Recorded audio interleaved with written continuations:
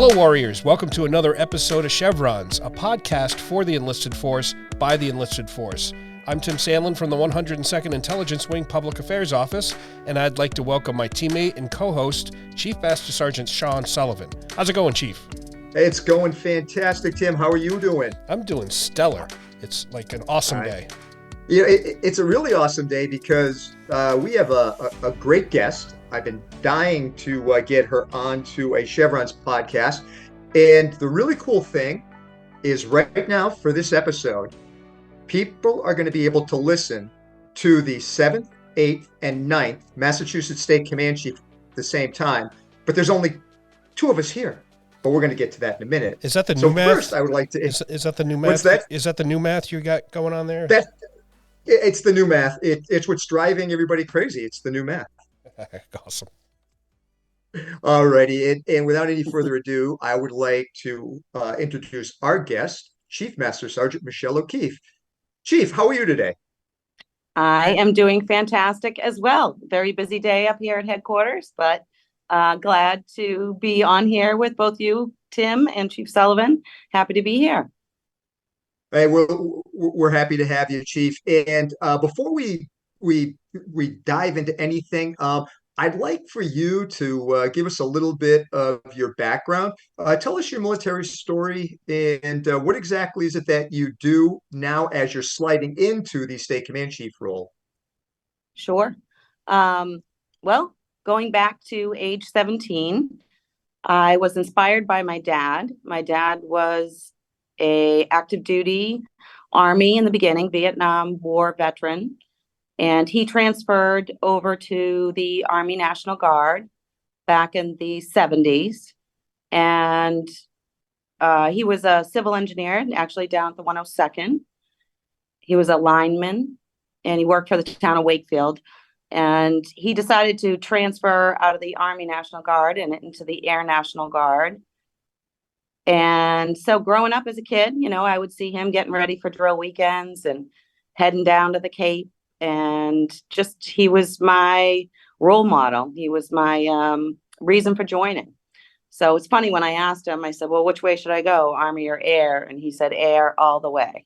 So that's how it started. I joined as a drill status guardsman in the personnel career field at 17 years old. And I've been in the personnel career field ever since. So I'm a longtime people person. I was a drill status guardsman for, 16 years. Before I decided during that time, I actually owned my own business. September 11th kind of, was hard to kind of get back on our feet. And I had always said to myself, whenever I had thoughts about getting out of the military, I had sort of always said to myself that, it's there if I need it. So I'm going to stay. And I love the people, of course, and, the training and everything. So I needed it. And I ended up transferring to the Joint Force Headquarters and ended up getting a AGR position in the enlisted branch. And worked my way up and was the MPMO at the state level, which for those that don't know, it's the Military Personnel Management Officer for the state. So anything that has to do with A1 or personnel, I would be the representative for our state at the national level. And then I was the State Command Chief for a little stint and back to MPMO and now back to State Command Chief. But we can get into all that stuff a little bit later. Well, and that's the most interesting transition, and that is something that I thought was really important for our listeners, particularly because we have such a broad listenership.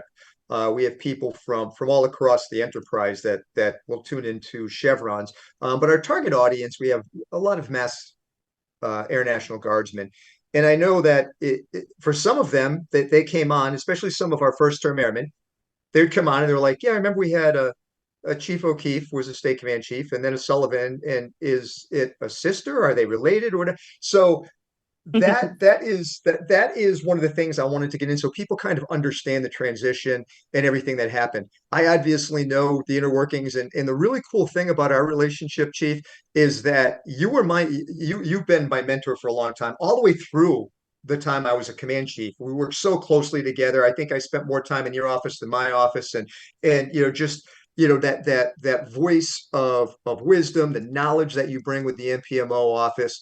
It was really, really great, but I knew your circumstances, and I know a lot of people didn't. Do you want to share any of that, what happened and why you stepped down? Yes, absolutely. I'd be happy to. Especially for those that might be struggling with their own, situations at home. When I got the position, when I boarded and got the position for the state command chief position the first time, the seventh state command chief position. So I did know, unfortunately, my husband had been diagnosed with stage 4 cancer, which he was in remission for quite a while, and we had found out that it had come back, and there would be no surgery option for him. So, but at the time, so the advertisement was out, and I really wanted to apply for it. Chief McDonald was my mentor, and him and I had worked very closely together over all the years and developing the time conference. And I really had a passion for the airmen and being a mentor, and also, being the first female state command chief meant a lot to me, and I'm sure the organization as a whole. So I was very excited. The advertisement had gone out, and we had got that diagnosis, but the oncologist was fairly confident that my husband could still live many years, and that the chemotherapy, he could continue doing chemotherapy treatments and sort of keep the cancer at bay. So we as a family had decided together that we would take this on as a team. And I went ahead and applied and got selected for the job. And then unfortunately, our family got a double whammy. A few months later, after being selected for the state command chief position, my husband was then diagnosed with ALS, otherwise known as Lou Gehrig's disease. So that took a hard hit for us. It was beginning stages, not much, had happened. It was just a little bit of, couldn't really use his thumb. So, you're really not sure of the life expectancy. It's they say anywhere between 2 and 5 years. So, you only have a short amount of time. Anyway, we decided to push through, and I would continue to bring to the table what I could. And at the time too, I was dual hatted. So I was kind of doing the command chief position as a drill status guardsman. And then I was continuing to keep my NPMO role in personnel. But as time went on, COVID hit too in the middle of all this. So COVID hit. We were at home, the care got a lot worse, and the care got greater. It became 24/7 care. His disease had progressed really quickly, requiring the 24/7 care. And after sort of, COVID kind of helped me out because I could work from home. I could take care of him. I could sort of multitask. The disease hadn't quite progressed during that time too bad. But then once COVID lifted sort of, and everybody was coming back to work, and that was going to be my time to sort of shine as state command chief and really dive in and focus on what the job required and what the airmen needed. And I did not feel that I could take that on any longer. I would not be able to put that much time and effort into the position because I already knew what the position required. So I made a tough choice. I say tough, not really, because my husband was my number one priority. And I decided to resign as state command chief and focus on my husband and his care and what he needed and what our family needed as a whole. So I went back to what I know with the back of my hand is my MPMO job and felt that that was the right move to make at the time. And I get a couple of leadership lessons in your story that I think can motivate and help others. And first and foremost is we have it drilled into us that service before self, service before self, service before self.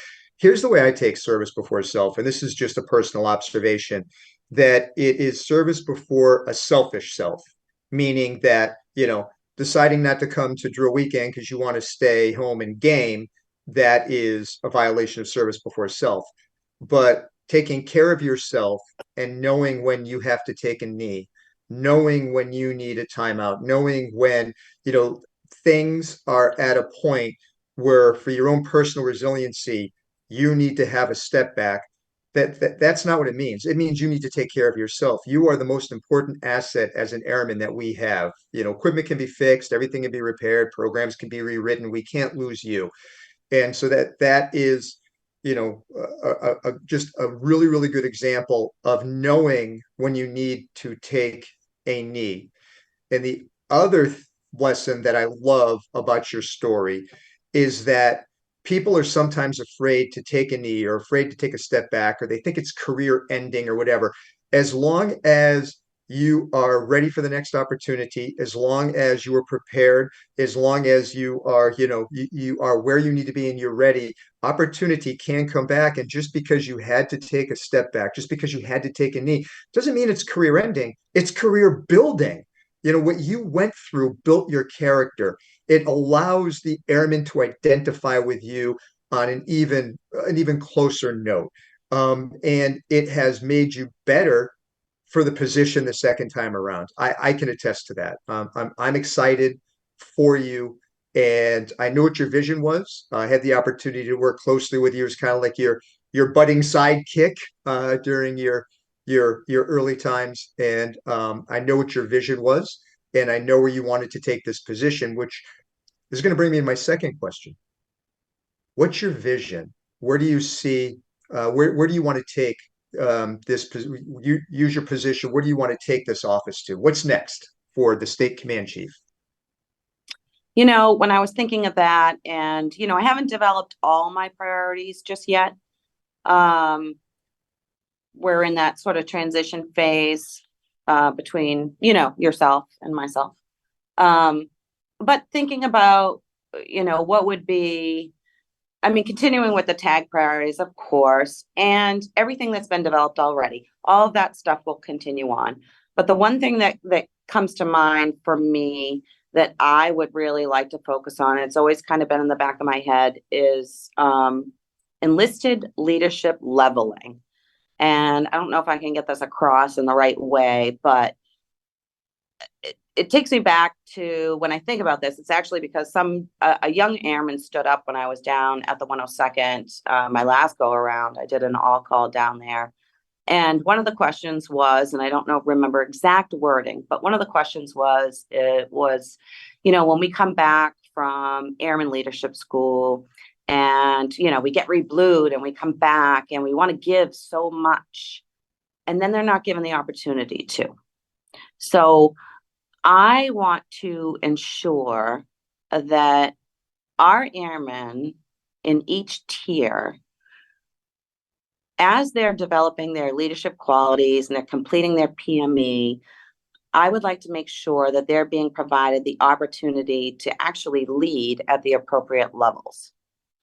It could be happening in some units and it might not be in others, but I just want to make sure that we as senior enlisted leaders are cognizant of that, and we help drive down and give the airmen, make sure that we're providing them the opportunity to be empowered, to be leaders at all those appropriate levels. So that's definitely one of my focus areas. The other one is focusing on recognition and awards, making sure that airmen are getting proper feedback and recognition, looking at sort of our awards and where they're at, making sure that every 3 years we're looking at each individual airman and making that decision on, if they're deserving of an award. And if they're not, kind of looking, and if somebody thinks that they're not, kind of looking inside of ourselves as leaders and saying, well, are we providing those opportunities for them to be able to shine and pull out their personal strengths to be part of the team and make sure that everybody is feeling valued and important. So right off the top of my head, those are just things. I haven't sat down and sort of listed those out just yet, but those are things that have always been in the back of my head. Yeah, and that is a really, really good point. And that is, about having our airmen start leading at the earliest possible opportunities in the earliest possible, early in the career as they possibly can. That is something that you can only acquire that wisdom through application. Knowledge is great. All these PME schools and all this other school, the knowledge is great. Knowledge is important, but the only way that our airmen can acquire wisdom is by doing and trying, right, and failing and trying again and failing and then succeeding. We gotta let them. We have to empower them. It's not just buzzwords. So I like that one. I think that's really going to help our force as we move forward. Absolutely. And, especially the drill status guardsmen, I think we need to, make sure, see where they are in the rating chain and develop them at the same exact level as our full-time staff. Yeah, and that is the hardest thing. I have never been an AGR, but I have been Title 32. I have been, Title 5. I have been full-time.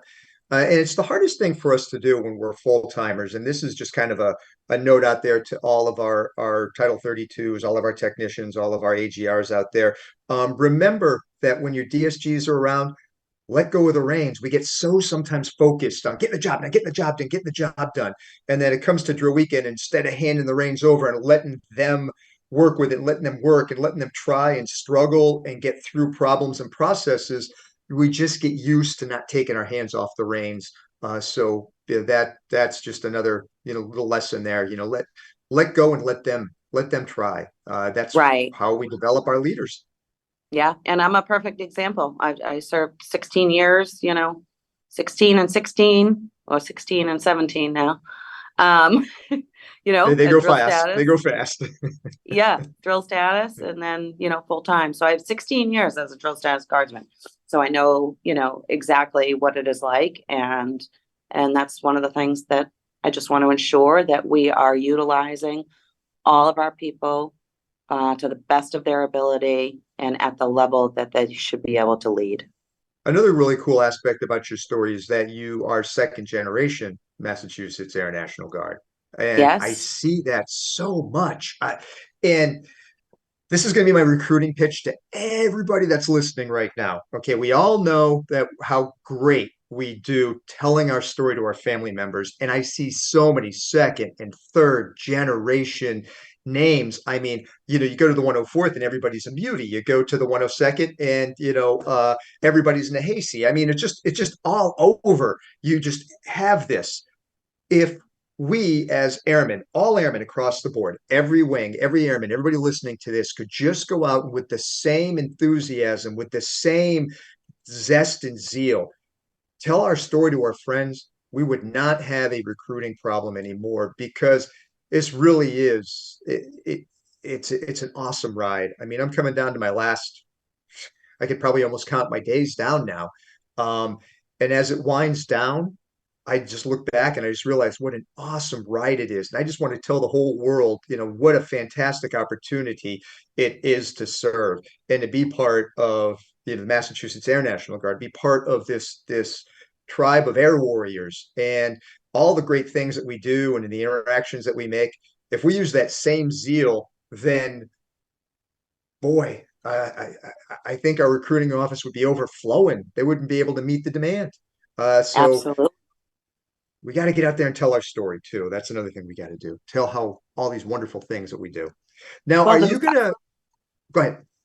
I was going to say we had a meeting this morning with the adjutant general and the recruiting team, and we are, we're talking about getting the airmen more involved. I remember, back in the day. I mean, we helped out as much as we could. Didn't matter who you were. If recruiters needed help, you dove right in and went to an event and followed their lead. Of course, we weren't, recruiters, but we could assist in any aspect that we could. So we're tossing around different ideas to help get ahead of the recruiting issue for our state, because we do offer so much, especially in Massachusetts, and it's such a great organization to be part of. So yeah, if we can spread that word, we're trying to be innovative in ideas to, get ahead of it. So that will be upcoming, soon.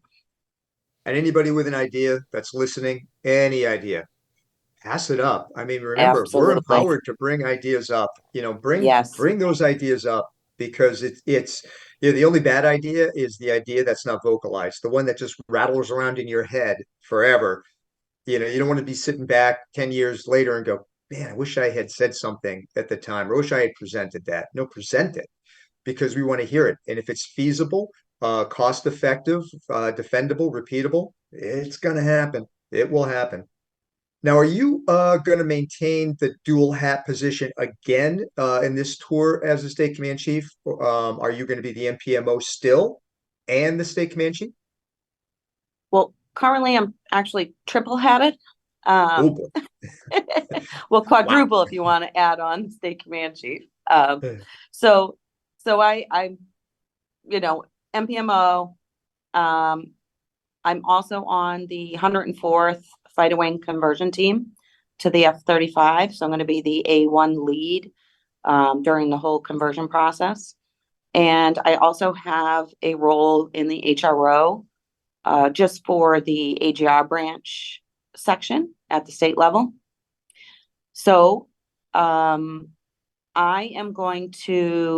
will not be holding the MPMO role anymore. So that has already been advertised, selected, and that will be, that transition will happen shortly. But I do feel that I can keep the 104th Fighter Wing conversion team to the F-35.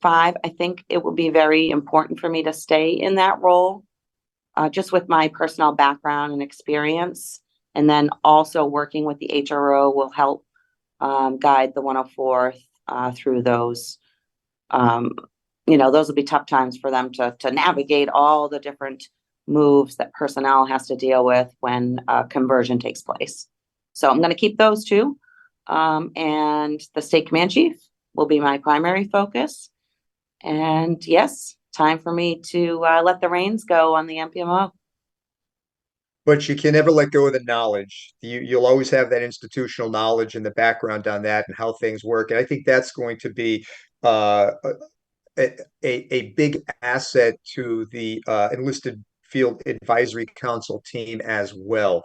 For those who are listening who don't know, all the command chiefs, whether you are state or you are a wing command chief or First Air Force, doesn't matter. All command chiefs belong to a board called the Enlisted Field Advisory Council. And the board is for every airman. Actually, every airman can attend meetings, not the closed sessions, but for the open sessions. And we try to work and develop processes, improvements, just make things better. So it's just kind of a good think tank. So coming in with that MPMO experience, Chief, I'm going to tell you right now that the counterparts on the council for Region 1, are already sitting there rubbing their hands together, going, "I'm firing off some questions for her. This is going to be great." So you're going to be bringing that wealth of information with you because that type of knowledge is hard to come by in Acquire, and you got 16 plus 70 with 30 some I don't know however many years of personnel and MPMO experience. So 30 plus years, it's going to be invaluable, especially in this position as a state command chief. Really understanding all of that, it's going to be a huge asset. Yes, and I look forward to it. Going to, the regional EFAC meetings in the past, I would always be on the edge of my seat. There'd be all these ideas floating around or, discussions going on, but I wasn't part of the conversation. I was just sort of off to the side. And I'd always be on the edge of my seat, thinking, how can that actually work? I'm not too sure. Why don't we think about it this way instead? So, yeah. Yeah, we could have used you a few times when we were going down rabbit holes and like you hit a dead end, you're like, oh crap, I wish somebody knew about these things. Well, yeah, I can see that your phone's gonna be ringing off the hook with your counterparts from around the region and from around the EFAC Council. So it's good. I'm glad you have those skill sets you're bringing with you. Yes. Hey, I got another question for you. I want a fun fact. What is like a really cool Chief Michelle O'Keefe fun fact? Something that people don't generally know about you that's just a fun and interesting aspect of you. That's always a tough one. Well, a couple of years ago, I got invited on the Morale ski trip, and I hadn't snowboarded in, geez, I want to say like 12, 13 years. And I think everybody was pretty impressed. It was like riding a bike, and I think they were pretty impressed with my skills. I used to be a very avid snowboarder. So, Now, have and you then snowboarded since then? I did a couple times, yeah, and I got the Cool. Epic Pass for this upcoming year. So I'm looking forward to getting out there and hitting the slopes a little more often. So But you enjoy the winter sports? I do. I enjoy both. Historically, like, growing up, I was always a swimmer. I was on a swim team for my whole childhood, high school. So, yep, I swam competitively. Might be something nobody knew about me. No, I did not know that. What else is fun? I'm not sure. I got twin 19-year-olds. That's not very fun right now. Uh, yeah. I have one at home. Yeah, it's a challenge. I don't know. So I definitely have been traveling a lot, taking advantage of semi-adult children, unfortunately, with the passing of my husband. But, staying strong, filling my time. I never say no to anybody that wants to go have a good time. Do you want to go away this weekend and go again? Sure. Hey, do you want to go? I don't stop. Like, enjoy life for the moments that you get and try to stay positive and surround myself with people that love and care about me. and I know that love and caring and that the people that surround you, I know you also feel the same way about our airmen. I've seen it many times, and I've said it, and I'm going to say it again. We're lucky to have you back, and I can't wait to pop back in from time to time, from my little farm in Virginia when I head up north again, and pop in just to see how things are going and to keep tracking your career because you ain't done. You Nope, got a lot more bandwidth, and I am not. the sky's the limit. So really looking forward to seeing it. So now I do have to ask, with two 19-year-olds, are either of them interested in carrying on the family legacy? And are we going to see more O'Keefes in the Air National Guard? I got one on the cusp, but Okay, one is all a right. definite no, and the other one's on the cusp, but I keep trying. We're always recruiting in public affairs, FYI. Well, that's the one. Actually, that's the one that's interested. So Send them my way, Chief. I'm still trying. I'm trying. Yeah, I'm trying to get my 19-year-old interested in the military too. Not our military. I want to send him off to somebody else's military. I wouldn't want to expose our military to him, but no.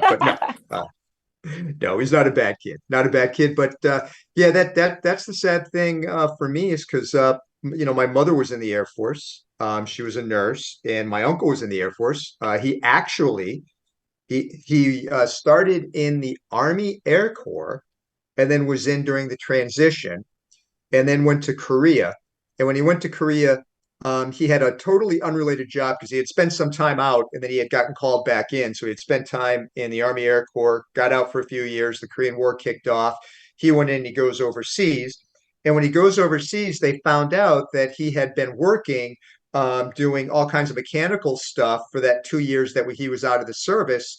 And he was in Korea and they realized he knew how to turn a wrench. So they put him on the flight line, which was not what his job was. And he went from being a refueler to a loader to a jet mechanic. And I bring this up to say one thing. We keep hearing about multi-capable airmen. We've had them for a very, very long time. We're just bringing the term back in. It's just kind of like a refresh. We have that nice legacy of the Sullivan line, and it is unfortunately looks like the sun is going to set with me. Well, you fit the mold for all the different multifaceted jobs slash I'm careers. I'm a I'm a multi-capable warrior. Yeah. And my wife loves to listen to the podcast too. So when she tunes in on this, hey honey, just to let you know, I just joined the Coast Guard Auxiliary, so I'm going to be having one more uniform. She Just probably kidding. wouldn't be surprised. She wouldn't be surprised, but I'm just kidding. No, it has been a great ride. I've met great people like you, Chief. I've had some wonderful experiences. Uh, Doing this podcast over and over with Tim has been great, and everybody, your day comes. It's nice when you can choose your time and place of your exit. Have that opportunity, but your time comes. So anybody listening to this, whether you decide that your ride's going to be 6 years or 16 or, as in my case, 36, enjoy it. Enjoy the ride, and it's worth it. You're all worth it. With that said, Chief, do you have any closing comments? I would just have to say, just through all my experiences and everything that I've been through and the struggles and the work-life balance, take the time to take care of yourself, take care of your mental health, take care of your physical health. You can't be your best self if you don't take care of yourself. And in the work world, find your niche. What are your strengths? How can you be the best self to contribute to the team and enjoy the ride? Yeah, take in the little moments, Try not to, the old saying, don't sweat the small stuff because it's really not worth it. So true. And you said it best. We lead as teams. We lead as teams. Yes. So surround yourself with a great bench. And I know you'll do that, Chief. Hey, Chief, it's been a pleasure. And to the airmen listening to this is your 7th and 9th Massachusetts State Command Chief, Chief Michelle O'Keefe. Chief, thank you for joining us on this podcast. Thank you, Chief Sullivan, and congratulations to you in your retirement. And I wish you and all the airmen a happy holiday season. And I hope you can relax and enjoy your family and cherish your years of retirement. Wish you all the best. Thanks, Chief. Appreciate you. Hey, Chief, Tim, Chief happy O'Keefe, holidays. Thank you, Chief. I just want to say, Chief O'Keefe, thank you sincerely for sharing your story. And you are an inspiration. You always have been since I've known you. And it's been many, many, many years that I've known you. And you've always been an inspiration to those around you. And you mean a lot to us. And it's good to have you back in the command chief seat. And I know you're going to take care of our airmen, and which is all I need to know. Thank you, Tim. Yes, we definitely go back a long time. Yes. And And I'm happy to be back, and I'm happy to be here for all the airmen and lead them, and yeah, get back into their lives, and yeah, I'm just really looking forward to it. yeah, and So thank anytime you for you yep, sure. And anytime you want to come back on the show and you want to talk about your successes and you want to share your vision, there's an open door here for you, an open seat next to a microphone for you. Excellent. And Chief Sullivan, thanks for the happy holidays. Same to you, and same to you, Chief O'Keefe. Enjoy your holidays, and yeah, that's pretty much it, huh? Yes, thank you. You too. Thank you. All right, Christmas cookie time. Christmas cookie time. All right, and to our audience, I'll pass this on again. Our email address is chevronspodcast@gmail.com. Don't be shy. Send us a note. Let us know what you think. Give us some story ideas, or if you've got questions or you want us to interview a specific guest, give us a shout. And that'll be it for Chevrons for this month.